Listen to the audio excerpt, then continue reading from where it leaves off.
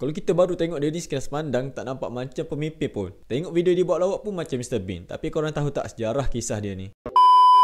Saya nak kongsikan dengan korang satu nama yang mungkin kita tak pernah dengar pun kebelakangan ni. Zanana Gusmao. Sejak dia datang ke Malaysia untuk menghadiri Asian Summit ke-47, tiba-tiba je ramai yang sebut nama dia ni. Siapa dia ni sebenarnya? Zanana Gusmao ni sebenarnya adalah seorang tokoh besar dari negara jiran kita iaitu Timor Leste atau dikenali juga sebagai East Timor. Kalau nak faham dia ni siapa, kita kenalah tengok sejarah Timor Leste itu sendiri. Timor Leste ni sebenarnya bekas jajahan Portugis. Pada tahun 1975, Timor Leste pernah mengisytiharkan kemerdekaan. Tapi tak lama lepas tu Indonesia masuk dan mengambil alih. Kiranya macam nak rampas negara Timor Leste lah. Dari situ bermulalah perjuangan rakyat Timor Leste ni untuk mendapatkan kemerdekaan kali kedua, yakni kemerdekaan yang sebenar. Dan di tengah-tengah perjuangan tu berdirilah seorang lelaki ni bernama Zanana Gusmao. Okey, nama panjang dia sebenar adalah Kerala Zanana Gusmao. Dia ni lahir pada tahun 1946 di sebuah kawasan bernama Manatuto. Dari seorang anak guru, beliau ni bangkit jadi seorang pemimpin gerakan kemerdekaan Timor Leste dengan mengetuai kumpulan perjuangan yang dikenali sebagai Falintil. Mereka semua ni berjuang bertahun-tahun dalam keadaan susah payah dalam hutan dan di bawah tanah semata-mata untuk menentang penjajahan. Dipendekkan cerita, pada tahun